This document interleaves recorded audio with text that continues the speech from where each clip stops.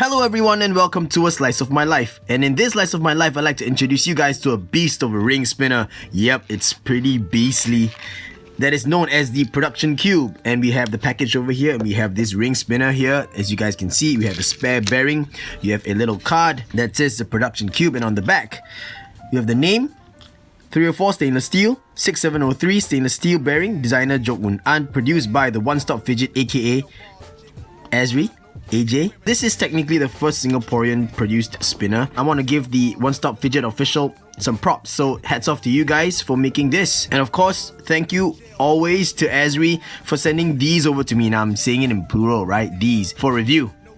That's because I have this, and I even have this. What is this? This is the original prototype of the PRODUCTION.CUBE, and this was, well, very funnily named the Proto-Cube. So once these went into production, they were called the PRODUCTION.CUBE, but originally it was called the Proto-Cube. Now I'm going to talk about the Proto-Cube first before I go to the PRODUCTION.CUBE so that you guys know what the problems were here. And this thing was riddled with a lot of issues. The first being that it had a little bit too many finishes. Like they were trying to go for, they meaning the One Stop Fidget, was trying to go for 4 different finishes on a single body. But technically there's only 3 on the main body and 1 other finish, which is the buttons itself. So the buttons, you can tell it is media blasted, but on the frame itself you actually see brushed finish over here, machine finish on the inside, and you actually see a polished finish on the top and around the sides. And this, I think, did not work out very well at all, because you can actually see some of the finish kind of leaking in to the machine finish, and the machine finish wasn't that fantastic anyway.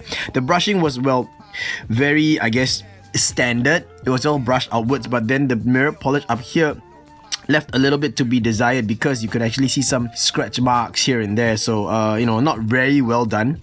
And then the next thing is that the buttons just look, it's so narrow, there's no way to table spin it.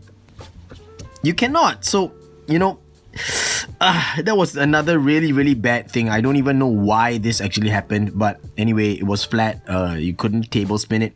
Then we have these screw ports over here with the wrong kind of screws being used. I won't say it's wrong. I can't really say it's wrong. It's just that the screws that they use, these Phillips head screws, were actually protruding out of the slot. And I understand that your finger probably wouldn't even touch this part of the spinner, even if it has a ring spinner, but you know, protruding out is never a good thing, you know what I mean? Because it could potentially scratch. I don't know how that would happen, but it's still a negative point for me. And you have that strange ring of finishing around the bearing area, and I don't know why that was there, but anyway, alright, maybe design aspect, I'm not so sure. Then the main problem was that these edges here were just so sharp. I mean, I know that they did their best to kind of round it off. You can see chamfers and rounding and everything, and well, I understand the attention to detail was pretty good actually, but these were just a little bit too sharp. And whether it be a ring spinner, because if it's a ring spinner, you're gonna have to grip it here like that, and this would just dig in.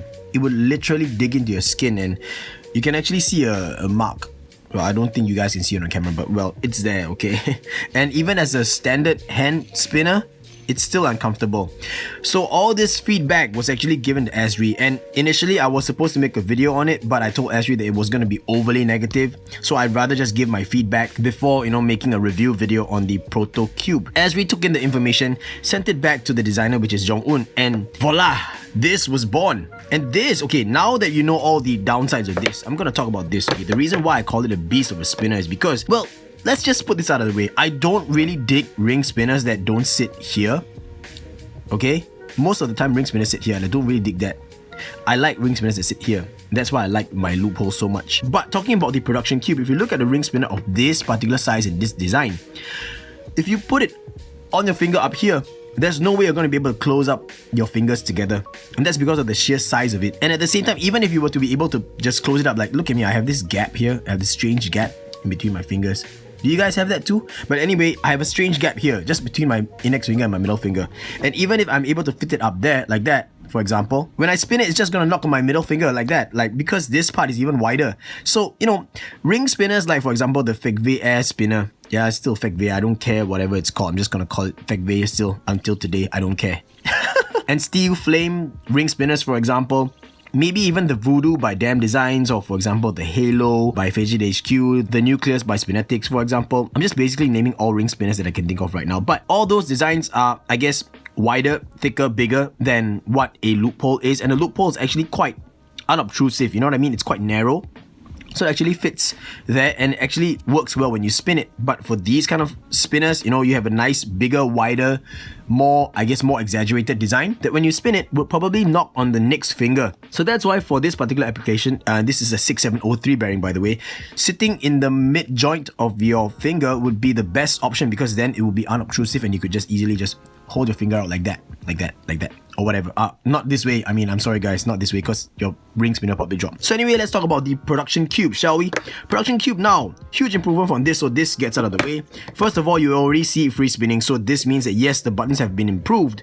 They now allow for table spins. Next, all of this has been rounded beautifully. It's different. It's not a chamfer anymore. Sorry, I took that guy back in. I'm not supposed to. Now go away now, really go away. Okay, so it's been rounded very nicely, and I kid you not guys, it's super rounded now. And for some reason, that rounding actually makes this part so much more comfortable. Like, it's a lot more comfortable. And right now, it doesn't matter whether or not you are fidgeting with it as a ring spinner or a hand spinner. It is much, much, much more comfortable than the Proto Cube. Next, the screws are now flat top and they sit inside their slots. So it's been very nicely countersunk slots, and therefore there's no protrusion whatsoever, and then you don't have that ugly ring around it anymore. And of course, you can clearly see that this version is the polished version, with this one being the media blasted version, and the buttons that are provided are of the opposite finish, which gives it a nice two-tone touch. Now if you guys want to swap the buttons, yes you can, but you have to buy both, you know what I mean? The intent of the designer and the manufacturer and the maker, or whatever you want to call it, is for this to have two-tone. So yep, that's what we're gonna get, two-tone. And the last thing is a little extra touch, and that is that the spinners now have a one-stop fidget logo in the corner, and it's very nicely done. I like this kind of tasteful application of a logo where you don't have it all over. It's not too much, it's just a subtle yet very stylish kind of touch to it. So I like that. Good job, Azri, really good job. Okay, so let's talk about this as a ring spinner. Okay, as a ring spinner. Now let's put aside the fact that I don't really like ring spinners that don't sit up here, and I mentioned slightly earlier that for this application here is good. Okay, so as a ring spinner, this is actually a pretty darn good ring spinner. Now, why? Because of the sides. A lot of thought has been put into the sides here, and these sides all very comfortable to grip onto. Look at that. It's just perfect for thumb and middle finger, or if you get it on this, it's still very comfortable, and it's actually pretty good, like pretty fun to fidget with this way. And based off what I remember, I believe that this is more fidgetable than the FIGETSPINNER Air ring spin. Like, just being very objective here, this actually feels a lot better.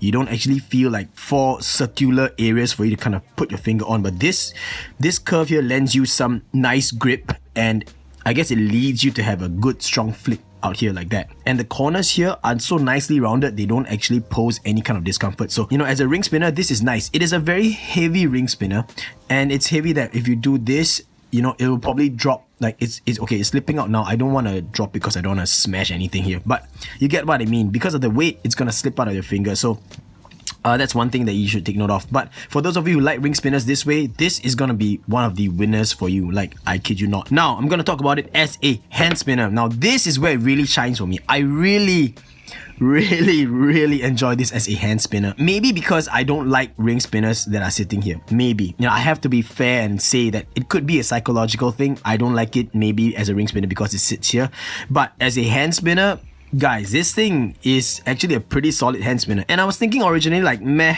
looks like this thickness right here might cause my finger to be far away from the button itself or the middle core itself, but I realized after fidgeting with it that actually all these raised areas here actually let you rest your finger out here, so you can actually perform a preloaded flick. And preloaded flicks are my thing, you know what I mean? They are my thing. So pushing forward with the 4th finger, pulling back with the 4th finger, pushing forward with your middle finger, pulling back with your middle finger, even like this, pulling back, pushing forward. Look at how simple that is. These corners, these 4 raised weights, plus that curve in the middle, it's just really fun, and it's unique looking because I don't think there's like many other rectangular shaped spinners out there. Now I'm gonna give a big shout out to, I believe it was Michael de Mesa, I might have gotten that wrong because there were a few people that mentioned this, but I think that the first, if I'm not wrong, was Michael De Mesa, actually likened the design to the companion cube in Portal, the game. And so I think Esri stuck to that cube thing. So the prototype version was called the Proto Cube, and now that it's gone into production, this is called the Production Cube. And yeah, it really does look a little bit like the companion cube, so that's quite cool, right? So it's a cubish kind of design, and it's just nice, you know what I mean? I think the One Stop Fidget really nailed it with this one. This is actually a pretty cool spinner. And for size comparison, here we go. This is a stubby. And you can see the stubby is a little bit taller, but in every other aspect, the Production Cube is bigger than a stubby in every other aspect, except for just this one particular height. That's all. Next, I'm going to talk to you about the buttons. Now, these buttons actually are pretty awesome, and I'm hoping that someday someone will make buttons like these. I mean, these look a little bit like the Spun Out Designs buttons. They look a little bit like the Axis Micro buttons, and I think a couple more. I can't remember who does those custom buttons. I think someone does custom buttons and they are of this design as well. But these are, well, basically 3 steps, I would say, or 2 steps. First, you have the upper layer and 2 more other steps going inwards. So they are actually kind of like a step downwards or inwards. Very nicely finished. And the thing about these buttons that other buttons of this roughly the same design do not have is that this one has an angled edge. Very, very comfortable angled edge, and I like that a lot. I kind of wish that there were standard R188 versions of these buttons as well, because these are just awesome. But these buttons I'm not going to call it a slug. These buttons are cool because if you have another ring spinner using a 6703 bearing, well, check it out. You could just use it and it'll become a hand spinner, just like this. Look, it's a perfect fit. It's really, really nice. I like that. So if you guys have the nuclear spinner as well, this is gonna work. If you don't want to use the R188 bearing, then, you know, just use this. And this is a pretty cool application, you know, versus, say, for example, a slug, like, for example, on a steel flame spinner, or even on the loophole. Because those kind of use O-rings and you push it out and pull it in, and you push it out and pull it in. But this is just like a simple screw on and screw off like any other standard button. So it's a different application, but a very good application as well. I'm not knocking the slugs, but this one is pretty cool as well. And it stays on very nicely because, you know, I like it as a hand spinner. Now, my final verdict, guys. Let's go. This thing, okay, is super value for money. This is barely $50, barely 50 bucks for the amount of material, for the thought that was put into it. Yes, it's a pretty simplistic design, but it's got a lot of good nuances in it. Nicely rounded all around. Even the chamfering is gone because those actually posed hard edges or hard angles. Two-tone finishes, flush screws that allow for simple and quick bearing change or bearing swaps, and you even have a spare bearing that comes in a package. Just use a Phillips head screwdriver, just remove these 4 screws and then pop out the bearing, swap in a new one. Very simple. Screw on buttons that allow for table spin. Very comfortable buttons as well.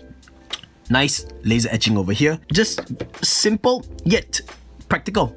And it's a very good application, and I really like this spinner. Not because, you know, it's Singaporean, not because, you know, it's designed by Jong-un, not because it was given to me by Esri. No. I'm talking about, like, even if you compare the original Proto Cube to the current Production Cube, even if you compare this to other ring spinners, if you like a ring spinner that sits here, consider this, because the weight itself is really different from other ring spinners that I've tried. This is probably one of the heftiest, like, I kid you not, okay?